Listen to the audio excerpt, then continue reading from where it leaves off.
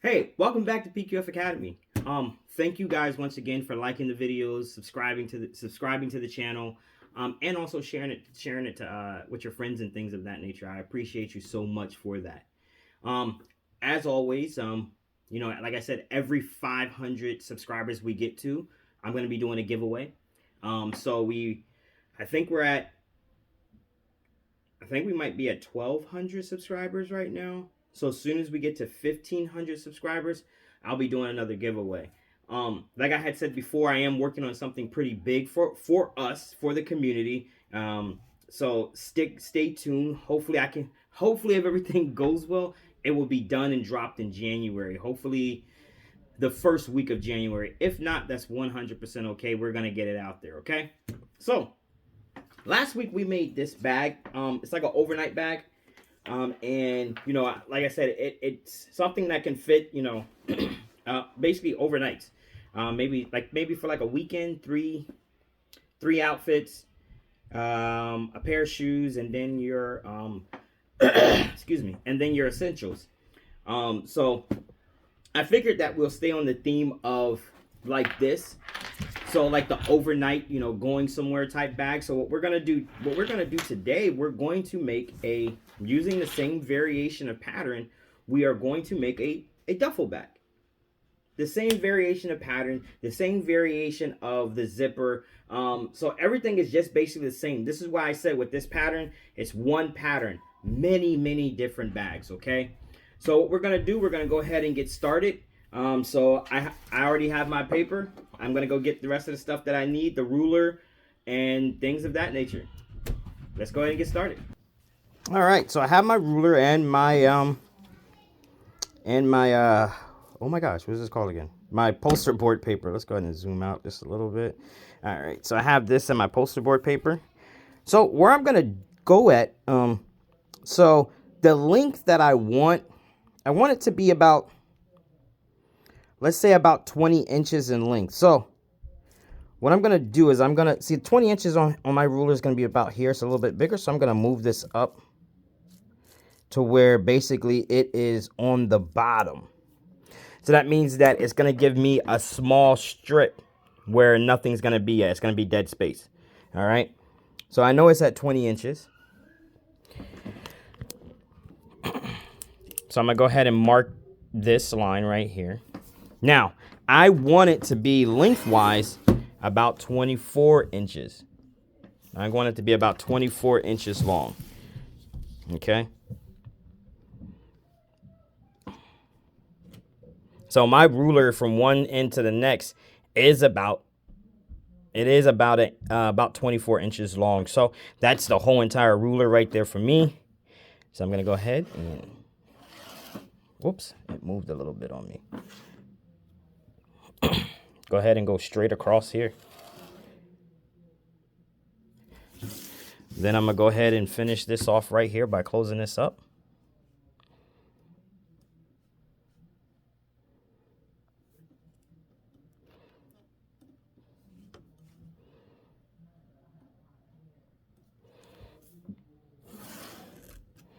All right.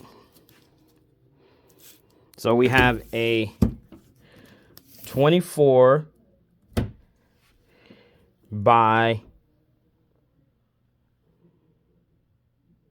20 going upwards. Okay. Let me go ahead and pull my hair back.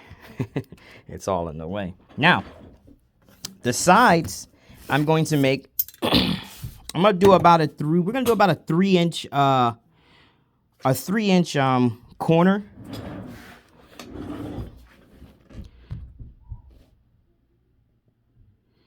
Nah, matter of fact, let's make it 3.5 inches. So we're gonna do about a 3.5-inch corner.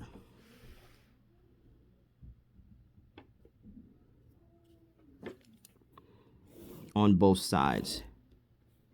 Now remember, if you don't want to do it this way, as far as it goes, as far as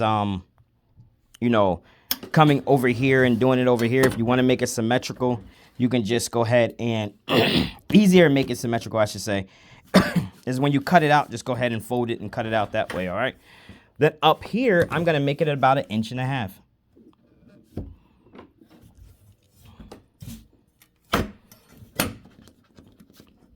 for the zipper part, we're going to make it about 1.5 inches right here.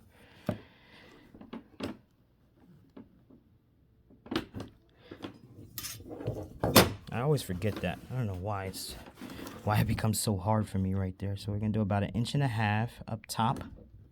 And then once again, I'm going to cut mine out, and when I cut it out, I'm going to fold it and make it symmetrical.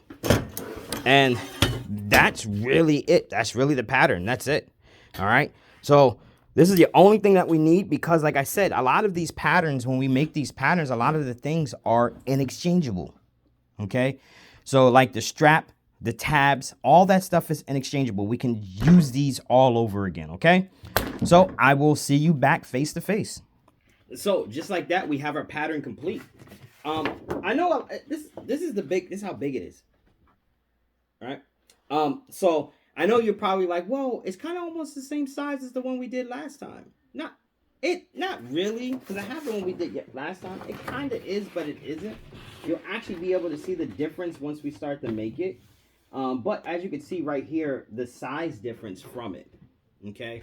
Most duffel bags and overnight bags, they're kind of, unless it's like a huge duffel bag, they're really not really too much different when it comes to certain things. When it comes to like size and things of that nature. But we're gonna do this one pretty well, and it's gonna come out a whole lot different. A whole lot different. We're actually also gonna use these tabs that we made. So this is another pattern that you're gonna have. So the same concept with the side. We're gonna do that, but we're gonna also do the side a different type of way. So I'm gonna show you how to, when we sew this together, instead of putting it here, I'm going to show you how to actually be able to put it like right here, put the tab right there. So it's going to be a little bit of a process that way too. And you're probably like, how are we going to do that? But I'm going to show you. All right.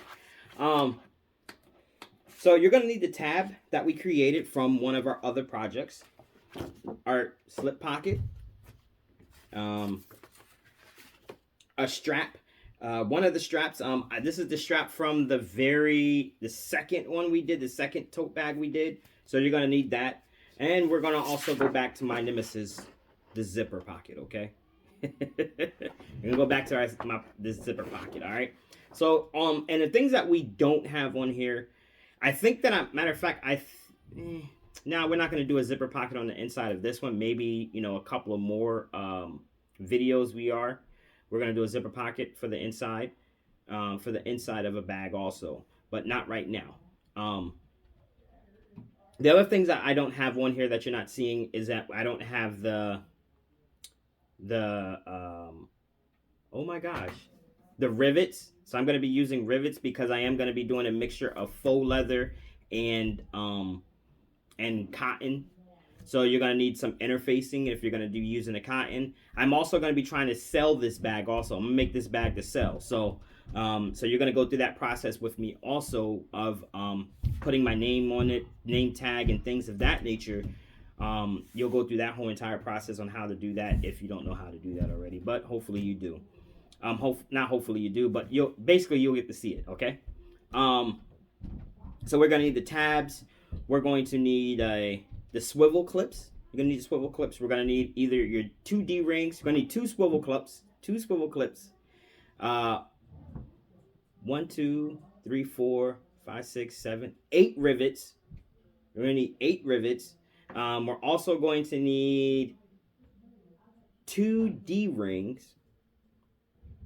Yep, and we're gonna need 2 D-rings, a 7-inch zipper, and we're gonna do about a 20-inch zipper on this one, okay? So that's what you're gonna need for this project when we're doing this project, okay? So one of the things also with this channel that I like to say is that we are also trying to build a business. We have talked about how to price the items, meaning how we got to how much it costs to actually make the item. So the first item remember the first bag that we made, it was $43 to make that bag. There is ways, like I had said, to get the cost down. I will be showing you how to do that. You can get not cheaper fabric, but you can get different type of fabric. The reason my bag was $43 is because I use a specialty type fabric. I use a lot of African print. African print fabric. A lot of the bags that you see that I make, I kind of have a leg up a little bit because nobody really makes them. So I can actually price them at the price that I feel like is a good margin for me. That's one thing you can do when you're starting this type of business. You can figure out what type of bags you want to actually create. What type of, am I going to use specialty fabric? Am I going to use canvas? Am I going to use a wax canvas? Am I going to use faux leather? Am I going to use real leather? Maybe down very, very further down the line we'll do leather, but that's a real big process that I really don't like to I really don't like using real leather. My hands hurt. But also within that $43, I don't think I talked about, things like, are you going to put a tag on it? Like, do you have a tag that you're going to put inside the bag? Do you have a nameplate? Also, how much is that nameplate? One of the biggest things I always say, are they going to pay for shipping? Or are you going to pay for shipping? Meaning, is the shipping cost going to be embedded into that bag? And so as you start to tack those things on, and if you buy these things in bulk, it actually can get the price down and keep it low. Like that bag, when I make the bag, it costs me around $30. I don't really want a huge markup from that bag. So when I sell it for like $55. And that's with everything, even in shipping included.